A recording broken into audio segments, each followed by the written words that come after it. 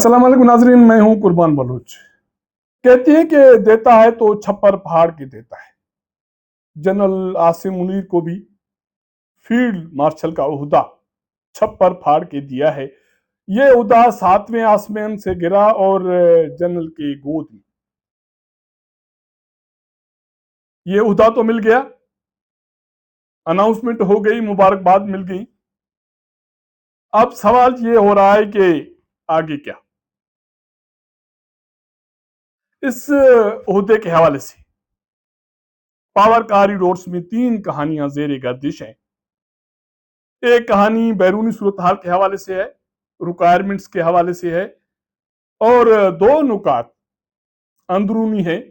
उसमें एक इंतजामी रिक्वायरमेंट्स और दूसरी इदारती रिक्वायरमेंट्स।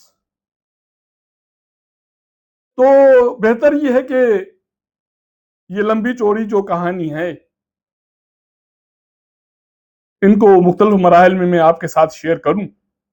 और मैंने सोचा कि आज आपके साथ जो शेयर करूंगा वो पहला नुक्ता है कि मुल्क की जो अंदरूनी सूरत हाल है उस पर इसके क्या असरात पड़ेंगे। वो इस तनाजुर में कि कल जो इस्लामाबाद में डेवलपमेंट्स हुई थी वो इतनी हेक्टिक हुई कि पता ही नहीं चला कि ये क्या हो गया। एक गपशप एक वफाकी वजीर से हुई और जब ऐसे गपशप करने चला गया तो बात छिड़ी, तो बात वहीं से छिड़ी। फील्ड मार्शल और बाकी रिक्वायरमेंट्स, सियासतदान, सियासी पाकिस्तान का अमल, मुस्तकबिल पर उसके असरात, ये सारी चीजें एक पॉइंट है। और उसमें जमहूरी इदारे, उनका किरदार, ये सारी चीजें उसमें शामिल हैं। आज का नुक्ता यह है कि जो फील्ड मार्शल का ओहदा जनरल आसिम मुनीर को जो मिल गया, दे दिया गया और देना ही था, इसके आने वाले दिनों में असरात क्या पड़ेंगे। तो इस तरह एक कचहरी वफाकी वजीर के साथ काबीना इजलास से पहले हुई। मैंने सोचा कि इस पर सोचूंगा, गौर करूंगा और विला करूंगा। तो काबीना का इजलास हो गया और फील्ड मार्शल के ओहदे की अनाउंसमेंट होगी। इस अनाउंसमेंट के बाद किसी यारों की कंपनी में जाके बैठना हुआ और तकरीबन शाम 5 बजे से लेके रात 11 बजे तक ये गपशप रही। उसमें कुछ जर्नलिस्ट, कुछ ब्यूरोक्रेट्स, कुछ थिंक टैंक्स और बारी बारी दोस्त आते गए जाते गए। कोई किसी ने चाय पी चला गया, कोई दूसरा आया, हर किसी ने अपनी पॉइंट ऑफ व्यू दिया। तो फिर एक जहन में खाका बना, जो कहानी बनी वो इस तरह है कि अब फील्ड मार्शल के होते के बाद जनरल के लिए मुस्तकबिल में क्या मामलात हैं, किस रुख में वो पेशरफ्त करेंगे, या मामलात या सूरत हाल किस डगर पर जाएगी। तो लुबेलबाब ये है कि जनरल आसिम मुनीर मदरसे से लेके चीफ ऑफ आर्मी स्टाफ के ओहदे तक पहुंचना उसका एक पूरी कहानी है। और दोस्त कहते हैं कि मदरसे का पढ़ा लिखा वो जो भी एक जहन में सोच उठाकर निकलता है वो उससे डीरेल नहीं होता। जनरल आसिम मुनीर के हवाले से भी यही बात की जा रही है कि आर्मी चीफ बनने से पहले भी उसके पीछे पुष्ट पनाही में कोई नहीं था। किसी ने ओहदे से हटा दिया, किसी ने आगे कर दिया, किसी ने पीछे कर दिया, खामोशी। और आर्मी चीफ का जो ओहदा मिला उसके हवाले से भी कोई बड़ी भाग दौड़ नहीं है, ये कहते हैं। कोई सिफारिश नहीं है, लकली हो गया और अप्रूवल हो गई। تو اس کے بعد جو انتخابات ہوئے اور انہوں نے مختلف جو چیلنجز ہیں ان کو فیس کیا، اس میں معاشی چیلنج انتہائی گمبھیر، انتخابات کے نتائج، اس پر جو سوالات اٹھائے گئے، سنگین صورتحال، پی ٹی آئی کی مہم یا پی ٹی آئی کی سیاست یا عمران خان کا جو نیریٹو تھا اس کو فیس کرنا، اور اس کے ساتھ ساتھ ملک کو معاشی طور پر اور دہشت گردی کے حوالے سے جو چیلنجز تھی اس کو فیس کرنے کے حوالے سے جو انہوں نے اقدامات اٹھائے، یہ تو وزیر اعظم شہباز شریف بھی اعتراف کر رہی ہیں، صدر پاکستان آصف علی زرداری بھی اعتراف کر رہے ہیں، اور باقی سیاسی جماعتیں جو پارلیمان میں بیٹھی ہیں اکثر وہ کہتے ہیں کہ سارے معجزے اگر ہوئے تو جنرل عاصم منیر کی وجہ سے ہوئے۔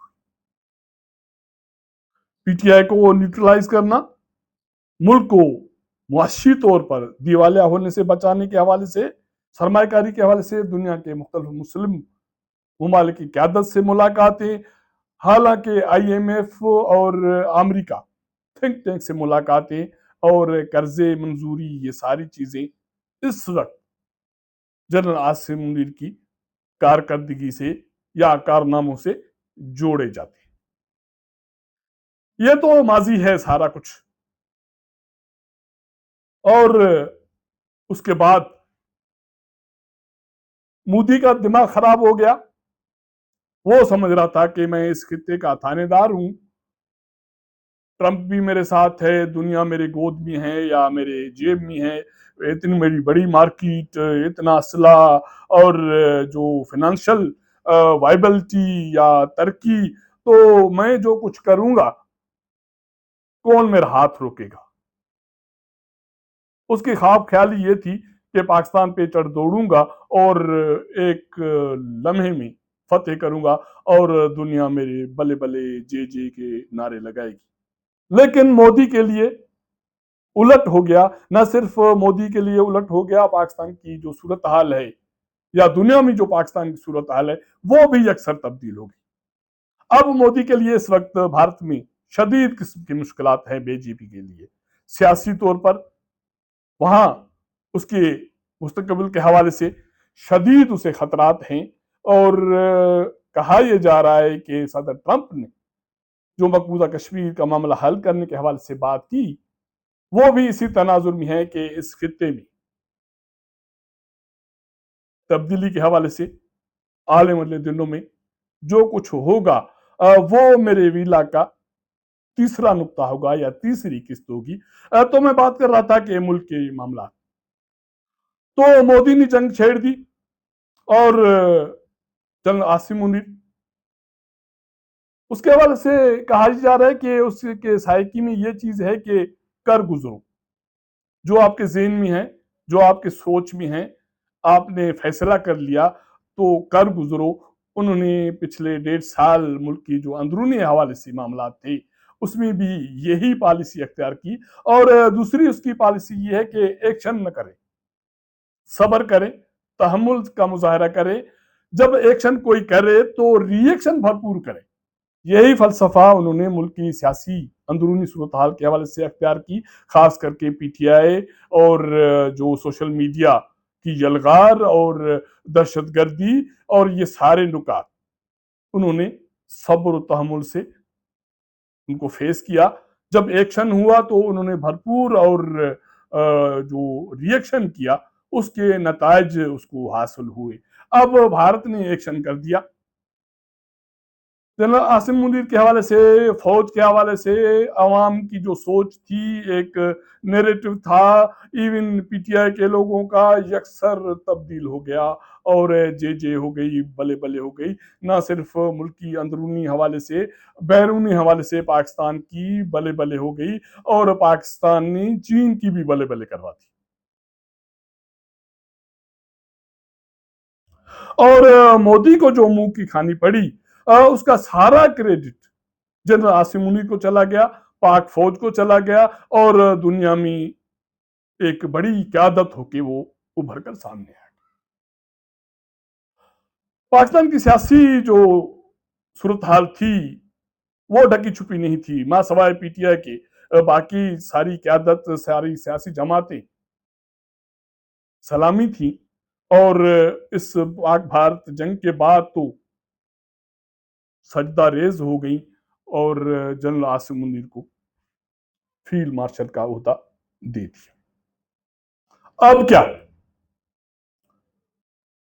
यहाँ पावर कॉरिडोर्स में कहते हैं कि ये नई शुरुआत है, तो फिर सवाल किया जा रहा है कि नई शुरुआत किस हवाले से, किस रुख में।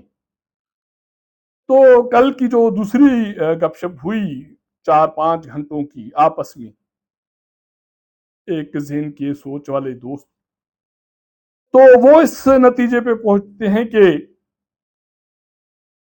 आपको याद होगा जनरल आसिम मुनीर मुख्तलफ मौकों पर यह कहता रहा है कि इंतजामी नाकामी की वजह से, फेल्यूर की वजह से पाक फौज कुर्बानियां दे रही है।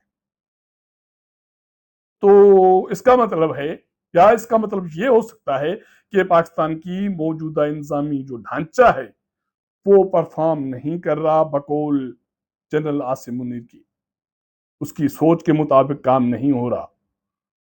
और न सिर्फ इंतजामी ढांचा काम नहीं कर रहा, बाकी इदारती ढांचे भी काम नहीं कर रहे। मैंने शुरू में ये कहा था कि वो मौजू मेरी दूसरी किस्त का है, उसमें कौन कौन से इदारे हैं और उनके साथ क्या होगा उस पर तफसीली आपको बताऊंगा। तो अब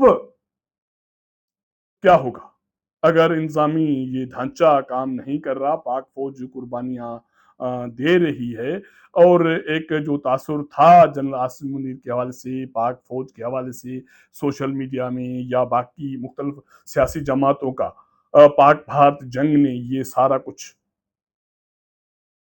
पानी में बहा दिया। अब तो बल्ले बल्ले हो रही है और जे हो रही है जनरल आसिम मुनीर की भी, फौज की। और ये सोच इस्लामाबाद में है या आम लोगों के पास भी यही तासुर मिल रहा है कि ये बंदा ये कर सकता है। इन्होंने मुल्क को मुआशी तौर पर दीवाले होने से बचाया, इन्होंने जो सियासी अदम इस्तेहकाम थी जिसकी वजह से ये सिस्टम लपेट दिया जा सकता था, उसको रोका।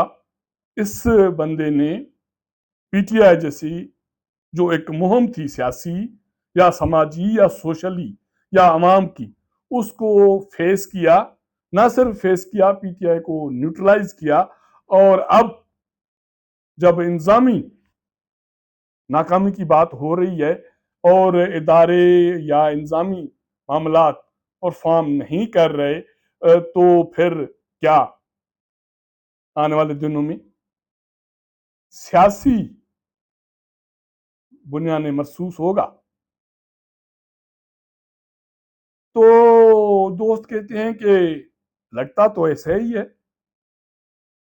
क्योंकि अगर चीजें परफॉर्म नहीं कर रही और एक बंदे के कांधे पे ये बोझ आ गया और उसको ये महसूस भी कराया जा रहा है कि यू कैन डू, तो शायद आगे चलकर वो शुरू कर दे। लेकिन उसके लिए वो इंतजार करेगा, वो सब्र करेगा, जो उसकी पॉलिसी है। अगर कोई एक्शन ऐसा हो गया, मौका मिल गया, तो जो रिएक्शन होगा वो सियासी बुनियाद महसूस जैसा होगा और उसके जो असरात होंगे वो देर पा दूर रस होंगे।